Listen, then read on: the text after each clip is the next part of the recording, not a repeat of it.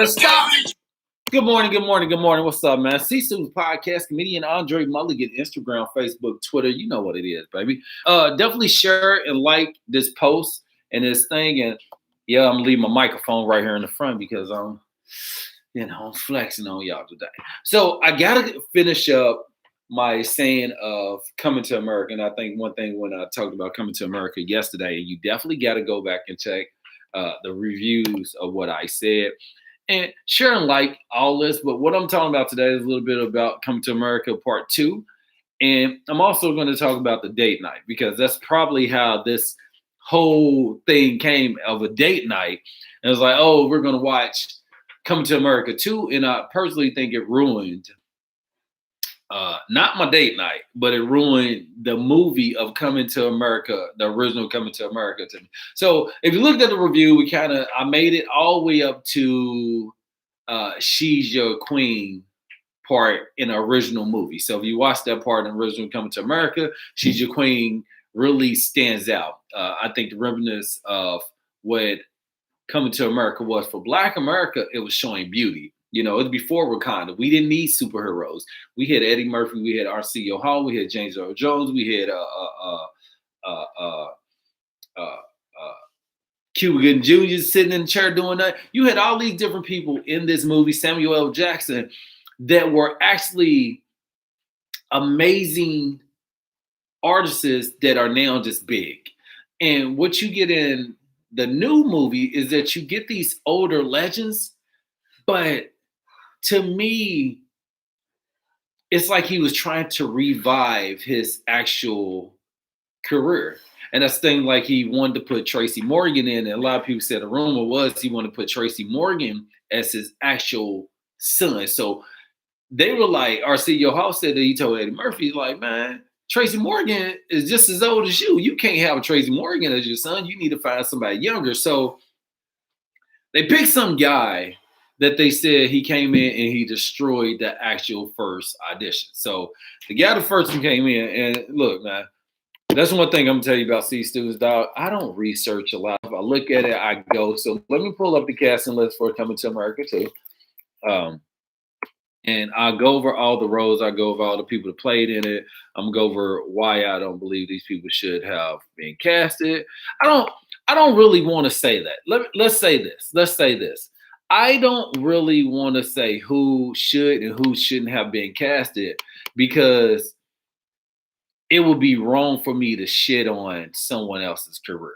But what I would say is Jermaine Fowler, which ended up being Hakeem's son in this movie, they said he came in and he actually smashed the audition. They said when he came in, they said they were just like, wow.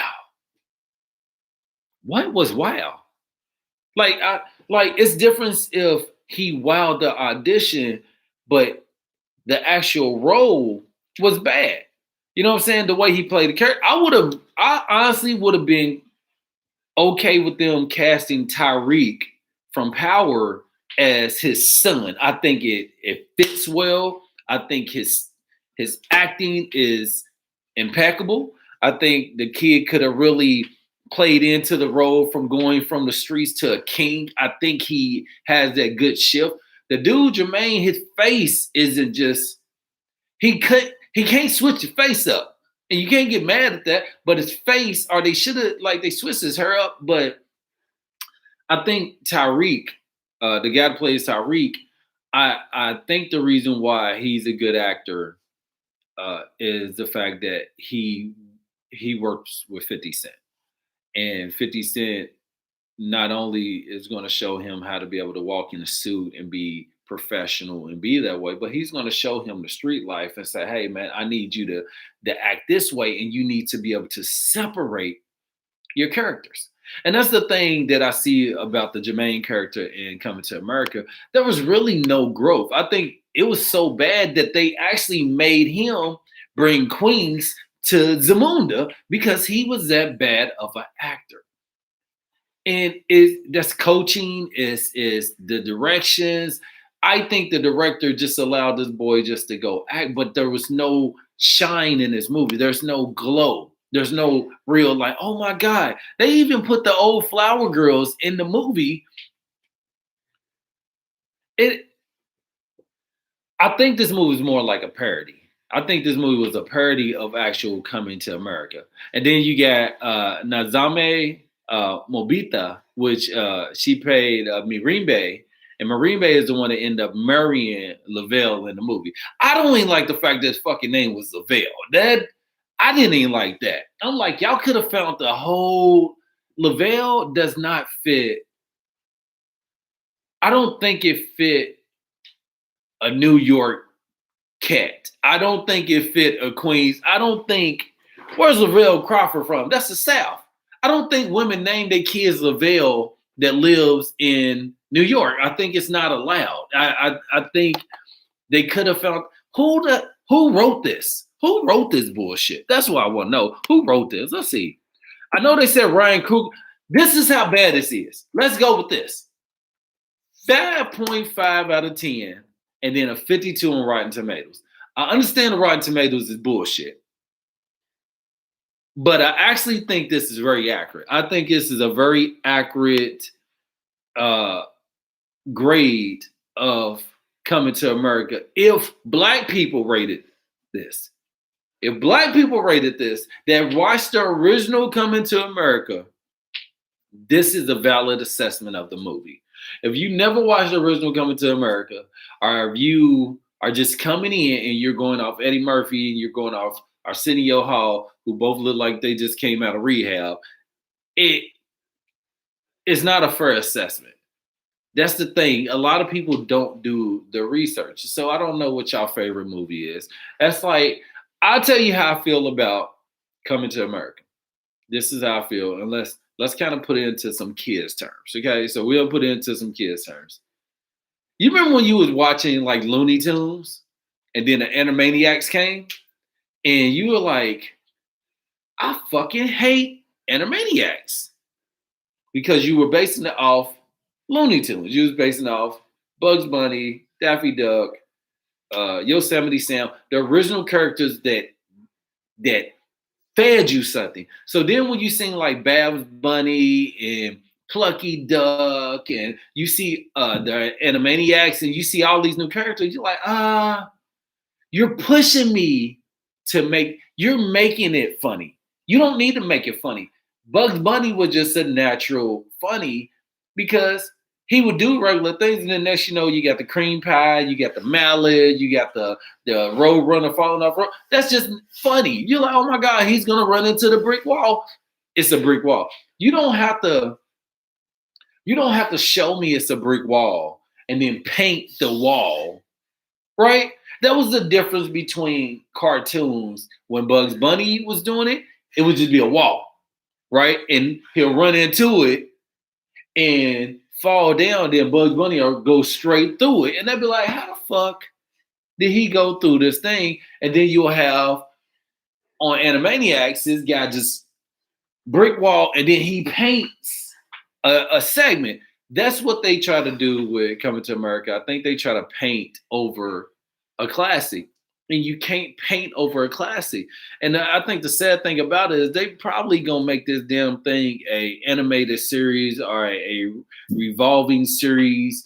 And you don't need to do that. You Black excellence is starting to fall so low to the ground because people are not dying at the top.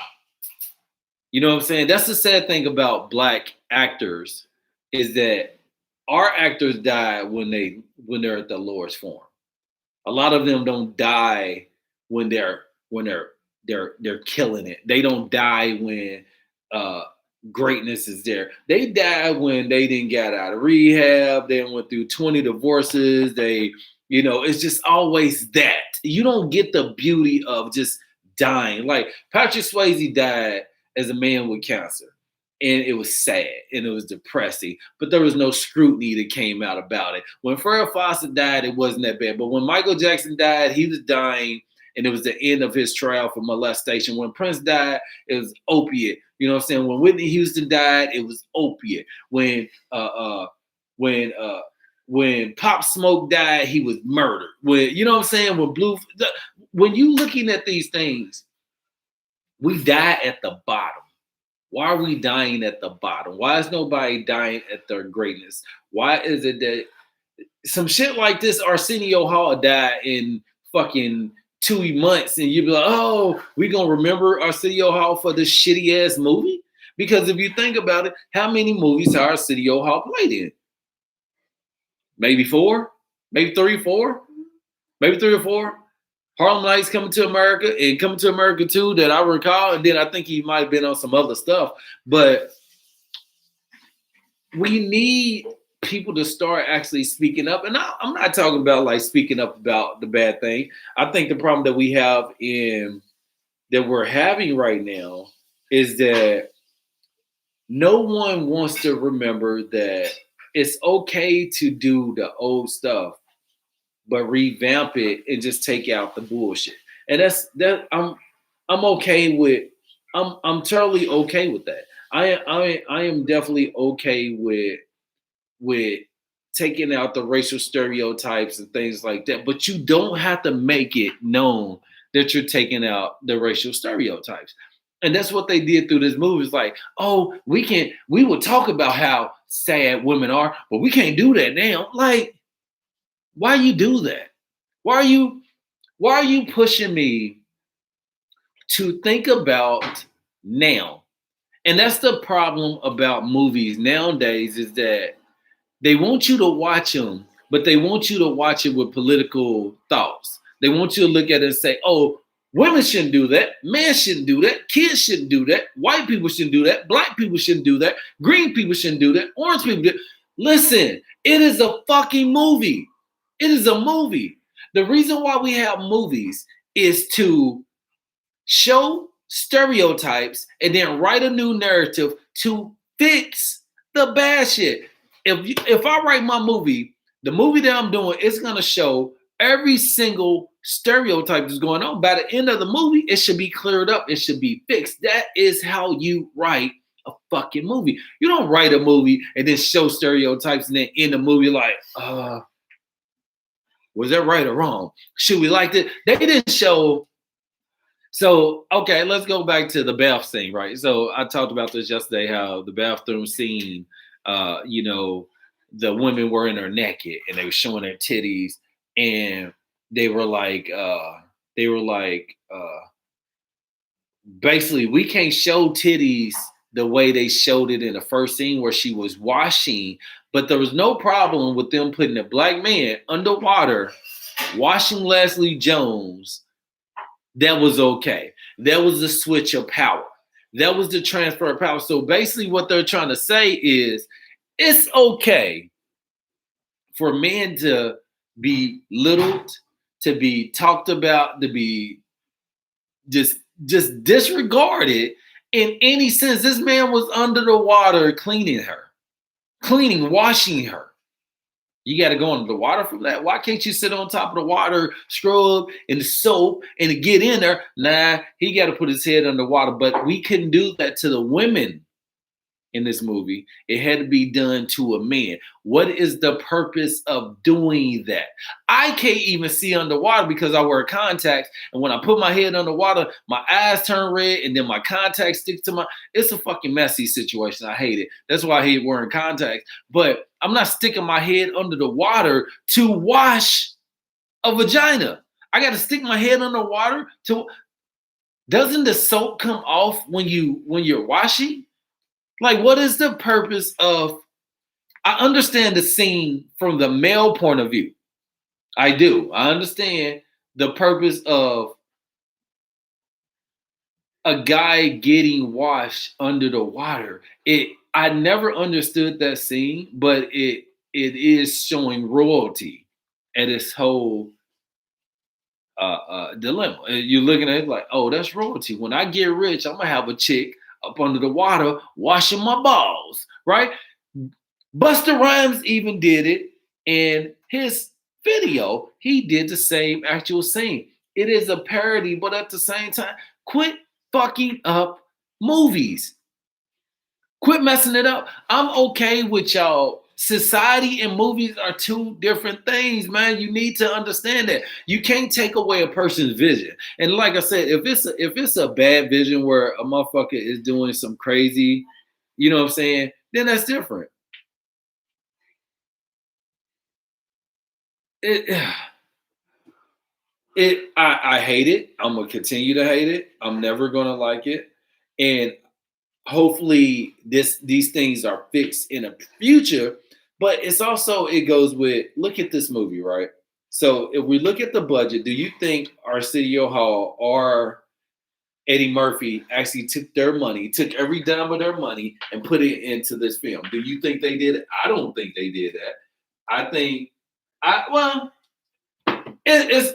think it's like this. The reason why they always talk about black movies, right? And they say the biggest problem with black movies is the funding. We can't get funding. We can't get distribution. We can't get funding. So do you believe that Eddie Murphy was able to get funded for this movie? Because you got to remember, who did this movie go through? Did it go through Paramount? The movie did not go through. Who did this movie go through? God damn it! I'm telling you, man. That's why I always tell people I'm a C student, because I wait till the last minute to do things. And for myself, for everyone, it's amazing to really have it down. But I like to go off the dome, and I want it to be organic. I want it to be natural, and I want people to say, "Hey, let's do this." So Eddie Murphy, the director of this, was Craig and John Landis. The writers was Eddie Murphy, based on the character Barry Blitzen, and they got 5 more other credits. So the stars of this movie, let's see. All right, so the screenplay, Justin New, Kenya Burris, Barry Day Blitzen, and David Sherford. So they had 6 writers on this fucking movie, and y'all all sucked. Y'all all put y'all heads together. Y'all all put y'all heads together and y'all wrote a bomb. How can you do that? How can you write a bomb when you are a Hollywood writer? That makes no sense. You're sitting up here telling me I've never written a Hollywood movie, but I guarantee you, if I was to write and go back and rewrite fucking Coming to America, the least that you can get on is a 10 out of 10. The least that you should be able to get on is a 10. If I was Eddie Murphy, and I watched this movie, I would have clearly said, man, pull that bullshit. We're not putting that out. What happened to not putting out the bullshit? What happened to I'm not releasing anything unless it's my best? Do we not do that anymore? Do we not give our best anymore? Because I mean, that's like sex, right? That's like sex. We got to look at it like sex. Ladies, if a guy just, boom, just gets in, orgasms, and that's it, and not think about you, are you going to be fulfilled? Are you going to feel happy? Are you going to talk to him about this? Are you going to say, hey, look, we ain't doing this shit no more? You are not going to let him walk around with his head up big if the nigga's busting in 1 minute. You better not let a guy walk around with his head big if he's busting in 2 minutes. You got to be like, no, I want your best. I remember when I acted in King Hedley. Stool Pigeon had this line that said, give me your cat. I want your fat cat. Give me the biggest cat you got. What that means is, don't give me anything. If you give me something, give me your best. I don't want anything besides your best. And you know something, I want to make sure I go and I hold myself to those standards again, because that used to be the kind of standards that I held myself to. Bro, if you're not giving your best, Andre, you're not doing it. Because that was a thing that we used to hear in the 90s, in the 80s. Just do it. You can do it, right? So you can do it. Just do it. Only the strong survives. All these things is like, give me your best. Give me your fatty cat. Give me everything. Give me everything. When you walk off the fucking stage, you supposed to be drained. When they left them scenes, they were supposed to be fucking drained. How are y'all shooting movies in 3 weeks, in a month? in 2 months. There's no way somebody can give you their best a motion picture movie in 2 months. There's no way possible, man. That takes quality time. Y'all, I guarantee this is how I look at it like this. I guarantee you most of the people that was casted in this movie really don't even really have a real true understanding of the first movie. And I believe that because of that, it lacked the breadth of this movie. Number one, they shouldn't have took it back to fucking Africa. It should have stayed over here in America. It had no reason. It's coming to America, not coming to Zamunda. We are not coming to Zamunda. We are coming to America. Why would you sit there and put out this bullshit, Eddie Murphy, man? What is wrong with y'all, man? I feel so bad because I love you, man. I love you. I love you. Tracy Morgan, bro. All right, so because I don't want to keep staying on this today because it's going to give me a headache. This is what I would say, and then I'm gonna go into my next scene, which is date night. So I think something like this was amazing for a conversation.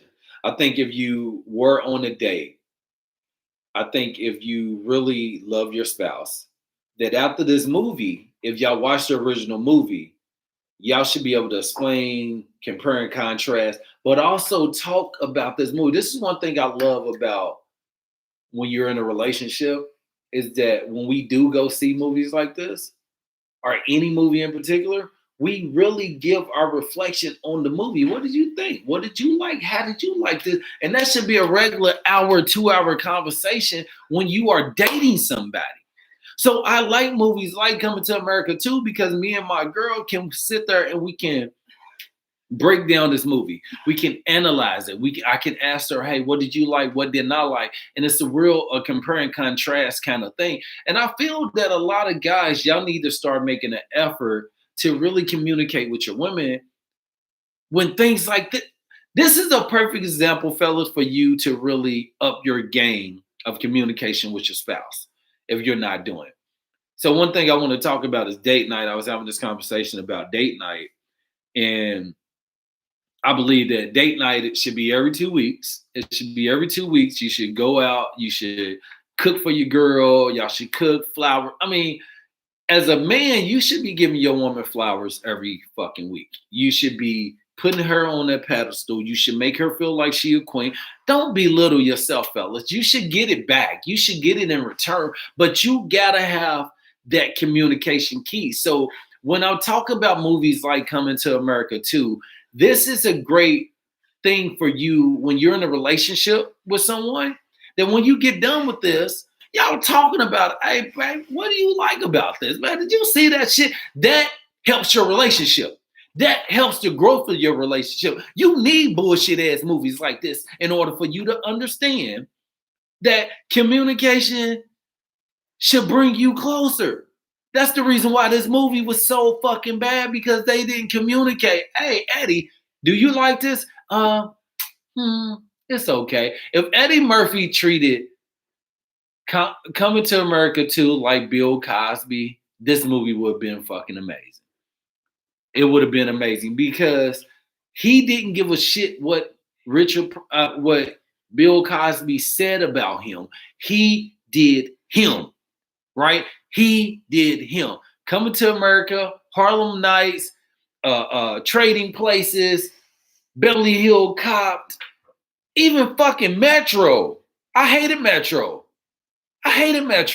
but it showed that Eddie Murphy was still being Eddie Murphy. He had fucking balls. Fellas, sit down with your girl and you asked her, what is it you're not giving? I think every man needs to talk to the girl. Let me take this off, man. I think every girl and every guy, it should be a regular weekly conversation for you to kind of more so ask and say, hey, how can we communicate better? And how can we go to the next level of our relationship? And a lot of people might not understand that. And it takes a person to actually have clear understanding and enlightenment in a relationship to say that, hey, I'm willing to go openly to my spouse and say, hey, babe, how can we make this stronger? How can we make our union stronger? How can we go to the next level? How can I love you better? You know what I'm saying? A lot of men need to ask their woman, how can I love you better? You have to tell me how to love you, show me how to love you, show me how to treat you. And that shit starts with date night, fellas. It starts with date night. If you don't have a good bond in your relationship, start doing a regular date night. Start doing a regular getaway. Start doing a great, like, fellas, it's so easy, man, to rub your girl's feet, wash the fucking dishes, wash your back, clean up after yourself, take your shoes off at the door when you come in the house, hang your jacket up, fold your pants up, wash the laundry. Fellas, it's so fucking easy. It's easy. All you have to do is match what your girl is doing. And if your girl's not doing that, if your girl's not wowing you in your relationship, fellas, then you're not wowing her. And it's always vice versa. You're getting the energy that you're giving out. If your woman is not responding back to you, that means you're not responding to her the right way, right? Because a lot of guys get selfish and fellas, hey man, I understand that we do more during sex. Most guys do way more during sex. Man, I need to get my hair rebraided, man. Yeah, I gotta get this. Hold on. Sorry about that. Let me put this back on, y'all. All right. So most fellas are afraid to hear what's wrong with them. We don't want to hear it during sports. We don't want to hear it at work. And we definitely don't want to hear it during a relationship. And this is the advice I would give to you ladies is that you have to quit talking at your man. You have to talk to your man. And when you talk to them, this is the clear rules. We don't argue. We let each other talk and we get a clear understanding of where we at. And I know my biggest challenge for myself is actually listening to my girl. I have to make sure I listen because I talk too fucking much. And I know she'd be like, oh, goddamn, this nigga still talking. Ladies, if your man does not let you talk during the conversation, explain to him, baby, let me take the floor sometime. Y'all need to have a microphone. Y'all need to have something like, hey, I got this now. Let me talk. And then you give it to her, let him talk. And y'all respect each other that way. If you respect each other that way in a relationship, y'all are able to really, really, really communicate. Relationships shouldn't end because of communication. Relationships should end when you know I can't give you what you want. I'm not giving you happiness. I'm not giving you joy. And you're not smiling the way that I saw you when I first met you. If my girl doesn't smile like she did when she first saw me, I am fucking up as a man. Your girl should see you and be like, oh my God, that's my baby. She's gonna see you and be like, oh, this nigga here. She's gonna be like, oh, he here. Let me talk to you later. She should be like, oh my God, my fucking baby here. Ladies, don't be afraid to open up to your man. Be afraid of your approach, right? You got to remember, ladies, that a lot of guys been yelled at their whole fucking life. We've been told we ain't shit. We've been told we stupid. We got to take out trash. We got to do this. So most guys, soon as you say the wrong word, we on the defense. You got to remember that. So you got to, I'm going to put up some keywords. I'm going to start putting up keywords that you do not say to black men and that you don't say to men in general that will start an argument. And some is like, a very simple thing is like, why would you do that? Don't ask a fucking man, why would you do that? That is I wouldn't do it, why you doing it kind of thing. I'm not you, you not me. So don't ask a man, why did you do that? You can ask a man, what was on your mind? What was on your mind? What were you thinking about? You know what I'm saying? Make fun, man, what the fuck was you thinking about? You know that bitch went. If your man, and ladies, trust me, man, every guy is going to have a bitch trying to get at him. Every guy is going to have a chick getting at him, and he's going to see that. But most guys don't take it that way. Some of us look at it like, nigga, she just a friend. She just ain't, she's just a friend. She cool. I ain't know it was wrong. Shit. She said she can help me out. How she gonna help you out? Now how she gonna help you out? Well, she was talking to me about doing this. About what? Then he's lying. That whole little thing he's doing is a lie. Why is he doing that? Because guys meet women for no fucking apparent reason. There's no any process. The any process is that I'm gonna fuck this girl as soon as my girl fuck up. That's what most guys are doing. If a guy doesn't have a clear understanding, if he can't really break down why he met a woman and what the reason for them communicating is, it is a clear sign that this man's gonna fuck up in the process. It is about business. I used to have business cards, right? So I used to have my Romeo Entertainment business cards when I was stripping. And clearly on my business card it said Romeo Entertainment, Sir Romeo, Mel Entertainment, Bookie. And my card was small. It had 502-836-9658. I got the phone with AT&T Go phone when I was working at Hollywood Video. I started working at Hollywood Video in 2003. I didn't change my phone number to 2014. And I changed my number for no apparent reason. And I remember most guys, ladies, and y'all can do this. If you check through your guy's phone, you're going to see this. Bitch with the brown eyes. Girl with the yellow dress. Girl with the orange dress. Chick with the black red bottoms. And that's how we name women in our phone. We're not smashing them. We just have them in our fucking phone for no apparent reason. It is stupid, ladies. Don't sell it. Look, ladies, there's no clear explanation for a reason why most guys got girls' numbers in their phone when they get in a relationship. There's normally none. But when it is truth, you gotta really hold on to it because you gotta understand, ladies, most niggas lie. Most niggas are lying. But you gotta know your man. You gotta know your man. You gotta know his time. You gotta know his schedule. And you gotta know, look, this nigga can't fit a dumb bitch in his schedule right now. If he fit this bitch in, where's it at? He can fit her in, but you gotta understand, you gotta be willing to trust your fucking guy. But fellas, if you not giving off trust energy, she would be a dumbass to trust you.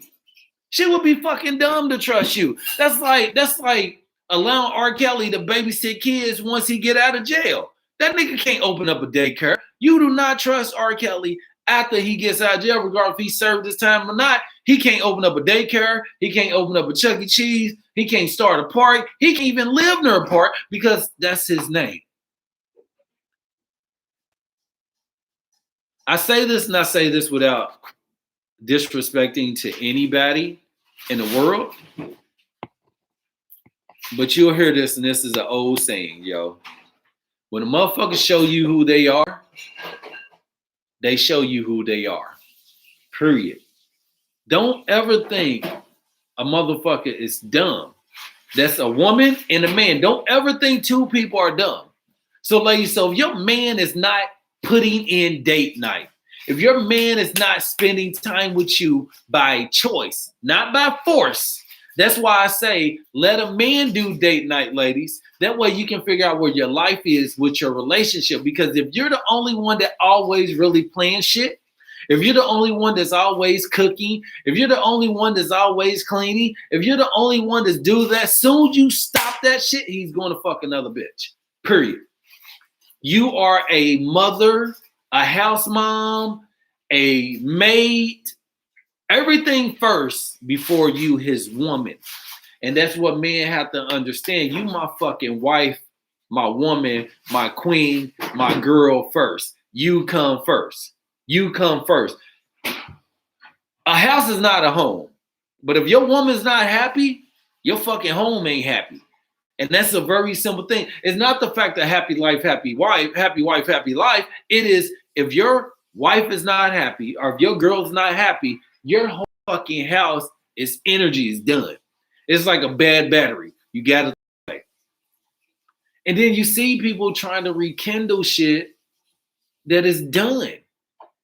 If you know in your heart, I think God got ways of showing us shit is over and we just don't want to take that answer. Sometimes you know shit is over. It's like knowing you about to run out of gas and you gas, and this is to the people that ran out of gas before. You know how you run out of gas, your car start putting, and your car is jerking, and you're driving this jerking, and it's jerking. You be like, "Oh man, I'm about to run out of gas," and then your car jumps and start driving again, like, and then all of a sudden, here you go. It's at the end. It's at the end.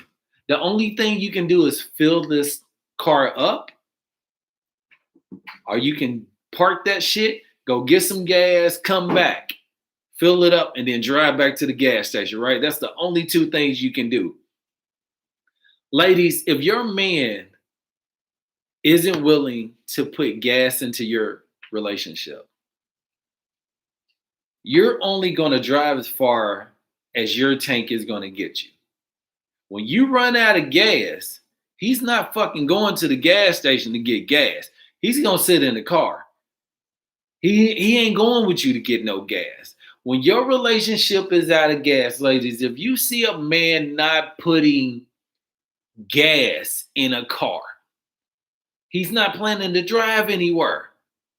If you're in a relationship and your man or your mate, and this is not just man, and your mate is not putting fuel into this car, where do you plan on going? Where do you plan on driving to? How far are you going to get? You know how much gas is going to get you. You know, if a man's not putting a lot of gas into your relationship, y'all can only drive so far because he's not in it like you in it. He's not in it like you in it. He's not. This is the thing, though. There's so many pressures of a relationship because you got people that are pushing marriage. And I don't think marriage is the same as it was 50, 60, 70, 80, 90, 100 years ago. Because marriage started as property, right? And then it changed from property to like, I really love this person. I don't want her to get traded off the plantation. So I need to marry her. If the master let me marry her, I'm gonna marry this woman, keep her here with the family, because blacks used to get married in the South so they can keep their family together. Because if the master got broke or he needed to, the way he would do, he would sell that man away, sell that woman away, and then he would tear the family down. So the only kind of okay unity that you can try to get past is try to marry her. He can still sell her off, but it helps when it's your wife. It helps when it's there. Your life. So that's the thing. Most people believe your life should be better when you have a wife or when you have a husband, right? Because now it's not us, it's I. It's we with the I, right? So y'all a couple, y'all bond, y'all one house, y'all one household. But that's the American traditional model, right? That's the American traditional model is that you get a wife, you have 2 kids, you have a car, you work for somebody. That was always the traditional model in America, is that you graduate from college, you marry a good person at 18, 19 years old, 20 years old, y'all have 2 kids, boy and a girl, y'all have a car, picket fence, and you always work for a motherfucker. She works at home, you go get the money as a breadwinner. As time switched, right? Time changed. Women start going into the market, guys start shifting out, strip clubs open up, everything open up. Women forgot that they have a better voice. I say this to any woman.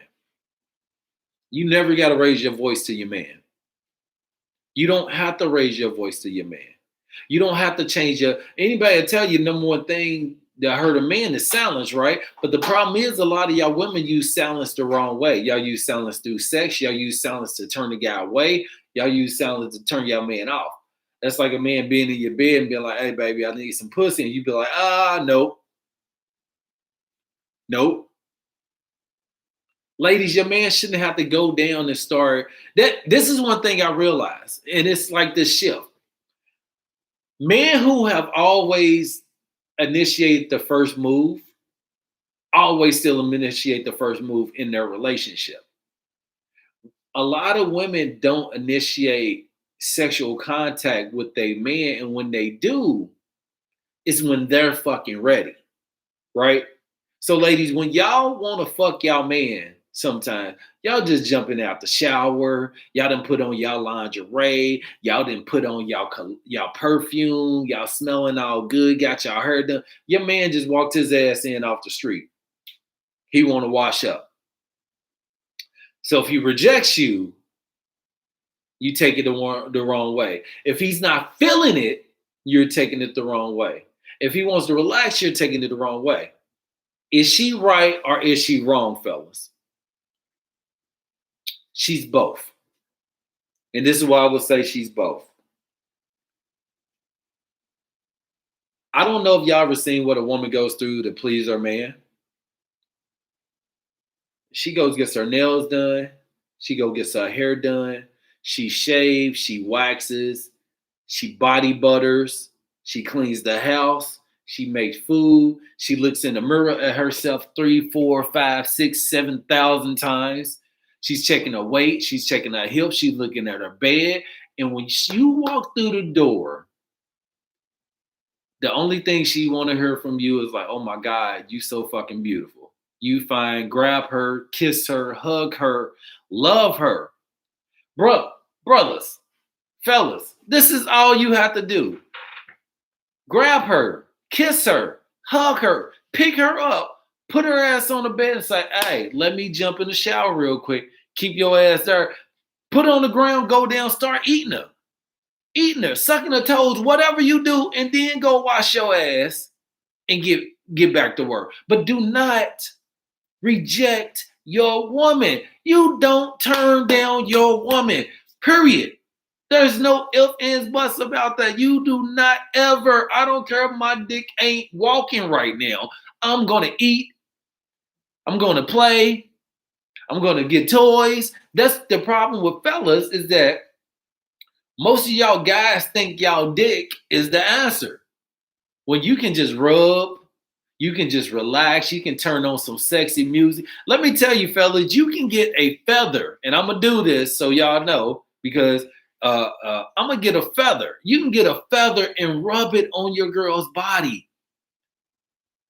Relax her. I bought oils. Let me show y'all these oils. I bought these oils a long time ago.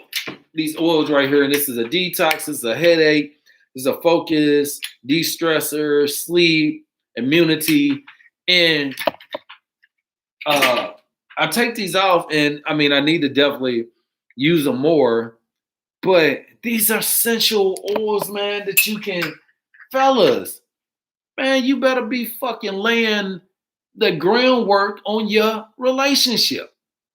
And that's the problem that I see with a lot of guys is that y'all think before y'all attack. And what happens is most man-based relationships is off sex. So the longer you withhold sex, the more he's gonna want you.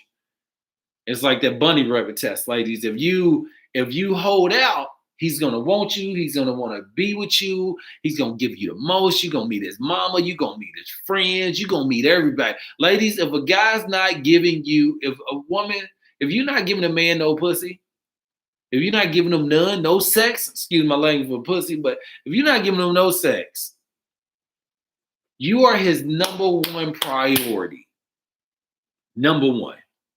The problem that most men have is that we ask women, most guys want to wait for women. You know what I'm saying? I say this and I believe this to be true. Most guys want to wait on a good woman. He want to wait, get a good guy, and a woman together. It's perfect, right? So most guys want to be with a woman that's going to make him wait, but at the same time, this nigga steadily trying to fuck. Like, nigga, you can't want her to shoot the ball and you trying to block it at the same time. She ain't gonna shoot it. But that's what guys do. We want a woman to make us wait, but yet alone we'll wait on her and we fucking other bitches. So that's not cool. And then we want to make her wait, but then when we get it, it's like that's it. Fellas, could you imagine? Could you imagine if a woman fucked you and never called you again? Like, could you imagine if a woman left you with a baby? Could you imagine, fellas, if you put on a amazing outfit and your woman came in the house and was like, whatever, and just walked out, that should have hurt you, dog. So you have to start looking at it from a woman's perspective. But as a man, you need to do chivalry. You need to create date nights. You need to wait on your woman hand and foot. Man, you need to be your woman's slave when it comes to her happiness on the sexual, sensual, essence side. If you and your woman ain't laying on each other and talking and holding, and y'all really have that real spirit connection, bro, y'all need to end y'all fucking relationship, because therapy might not help. Therapy might help, but I believe for a man to understand a woman, he has to learn how to cry. He has to learn how to deal with his emotions and be vulnerable. Because fellas, if you're not vulnerable, you're definitely not. You're gonna turn your fucking girl away. And I hate to say it, but it's truth, because you got to understand where she's coming from. If you don't think about her feelings, if you don't think about it, because I know, yeah, trust me, I fucking, are you crying? Stop fucking crying. Don't cry. That's like, don't cry. I hate that. Don't cry. But at the same time, fellas, you have to understand. You have to understand. You want to be acknowledged and you want to be loved and you want someone to give you what you're not giving them. And you can't get that, fellas. You can't be out here wanting a woman to do everything to you, man, if you're not doing it. You know what I'm saying? So number one, let me give you my top five, fellas. Let me give you top five things to be an amazing man out here, okay? Number one, communicate with your woman. Communicate with your woman. If you don't communicate with her, and I ain't talking about just talk to her, I'm talking about fucking understand her. What do you like? What do you need? How can I love you better? How can I love you more? How can I give you what you're not getting? That should be a both ways conversation. When you ask your man that without scrutiny, fellas, tell your girls that without hold back. So what that means is, ladies, don't allow your man to tell you an answer and then you hold on to it, because it should be a open door policy in your relationship. You should be able to talk about anything without having troubles. So it wouldn't matter if a nigga hit up your girl and was like, hey, I want to come eat your pussy, and it was on her heart. This nigga keep hitting me up on my inbox. Don't get mad. There should be a room in your house to where you and your girl can go in and have an open conversation, free of scrutiny, free of bias, free of deceit, free of ridicule, free of absurd gender biases. It should be a room to where y'all can just fucking talk about whatever. It should be like a boys' room, a women's room. It should be a mixture. It's where the barbershop meets the hair salon in your house. Y'all should be able to talk about shit and nobody take it to the heart. Number two, fellas, clean your goddamn nails. Wash your hands, fellas. Women do not like dirty nails. Wash under your nails. Clean that dirty shit up under your nails. Go get your toes and your nails done. If your woman's not doing it, go do it. Most women, so y'all know, most women, y'all should groom your man or take him to get his nail done. Like you, go get your goddamn nails done. You can't be walking around here with beautiful nails and your goddamn man walking around with night crawlers. That's not cool. That's not cool. Take your man to groom him. Fellas, go get groomed. Number two, right? So number three, fellas, dedicate time to your woman. Listen to your woman, man. You know, a lot of women, bro, is gonna write you. They're gonna tell you what's wrong. They're gonna send you texts. They're gonna send you emails. They're gonna talk to you because they want to let you know. Most women don't leave. Most women don't leave. Most women stay and stay hurt, and then they start cheating. A lot of women cheat. A lot of women cheat. So I don't want y'all to think women ain't out here cheating. But fellas, a lot of women do talk to y'all before they go to the stream. You know what I'm saying? So fellas, have an open heart to be able to listen to your woman and allow her to express herself as if she's a dude. Don't be, oh, you're a woman, you shouldn't be this way. You're a woman, you should think better. No, she a fucking person just like you. She get to make the same kind of decisions that your ass made. Don't hold her accountable if you don't want to be held accountable. All right. Number 4, fellas, and I say this in the most easiest voice that I can tell you. Fellas, bring your woman flowers. Bring her bears. Bring her candy. Bring her gifts. Bring her books. You don't gotta go buy her no shoes. You don't gotta go buy her jackets and purses. You can do that. Buy her some new headphones if she likes to run. You know what I'm saying? Go get her some new leggings if she like to work out. Get her some weights. You know what I'm saying? Go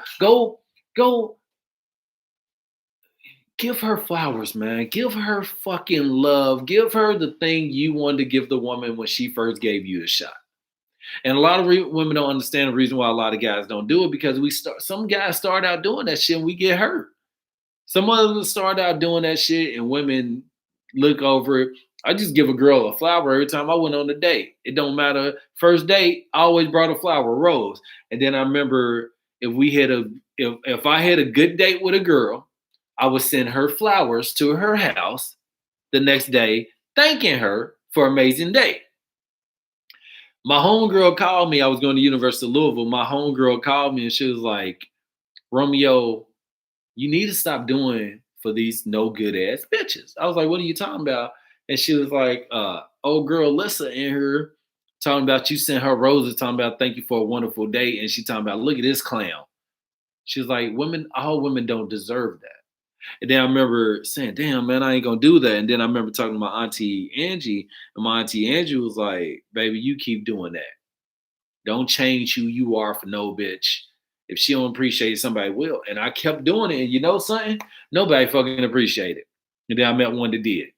I had one girl that hated roses after I got done with her. She was like, she hated flowers. Fuck you too. I don't care if you don't like flowers. You were the problem. Anyway, it wasn't me. I got lint on my head right here. All right. But you know. And the 5th thing I would say to anybody, this is the 5th thing I would say to anybody, and I want y'all to really, really, really, really, and I'm gonna pick the microphone up for this.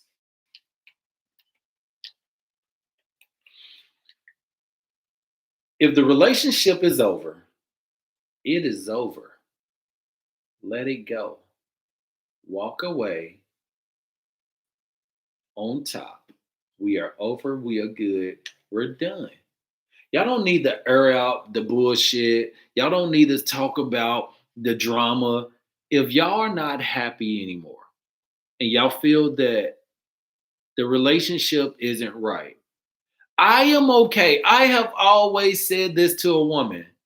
I am okay with being with you later. And what that means is if the time is not right, sometimes you got to go out and experience life and then come back and find a motherfucker. But if you're going to do this, if you're going to take a time away and say, you go do you, I go do me, we'll try this shit out later, years later, you can't come back with a kid. You can't come back with a wife. You can't come back with a husband. You can't have kids out. No, we're not going to end our relationship. Then, motherfucker, you come back with 2 kids talking about, hey, let's give me a chance. It is over, ladies. So, ladies, let me explain this to you in the most simplest way, because this is something that you can't do that guys do. Fellas, go out all the time and they come back and they knock some bitch up and they didn't did it. And it's crazy. I don't know how to say that, because you don't know what people go through. And I died so many babies. Like literally women kept trying to get pregnant by me and I had to take that move away. And when I finally took that move away, I looked at myself and I was like, but there's no way that I can have a baby and then try to go back to another chick who, you know what I'm saying? So just know if you're gonna do rule 5, if you're gonna take a break from each other, just don't come back with no new babies, but try to get better, try, to get healing. Y'all can always inbox me for questions. I'm definitely uh I'm always here. Uh Romeo, Andre Mulligan. I know people call me Romeo. People keep being like, who's Romeo? Romeo is my nickname, is what people call me. So I don't have no problem people calling me Romeo, but it's Andre for people who've never met me as Romeo. I want you to be better. And that's what C Students is. C Students is really saying, man, he's laying down on here because I'm thinking about all the information that I'm giving. And I want to learn how to deal with it. Y'all all are C students. Every single one of y'all C students. C students is learning by your own mistake and no one else's. And you see their mistake and you avoid their mistakes, but you got to learn by example. And that's what we are. We are examples of better. We are examples of greatness. And that's what we are, is the greatness of our moms, the greatness of our dads, the greatness of our schools, the greatness of whatever we can. If you're not putting out your best, and I mean it's in a relationship, on stage, whatever you do, if you're not putting out your best, you do not need to be with anyone until you can give your best. Thank y'all for tuning in to See Soon Podcast, man. See y'all tomorrow, 6 a.m. Standard Pacific time, 6 a.m. So 9 o'clock out everywhere else, man. Thank y'all for tuning in. Andre Mulligan. Boom. What if I fart? Would I hear? Oh, let me end it first. Hold on. I got to end it.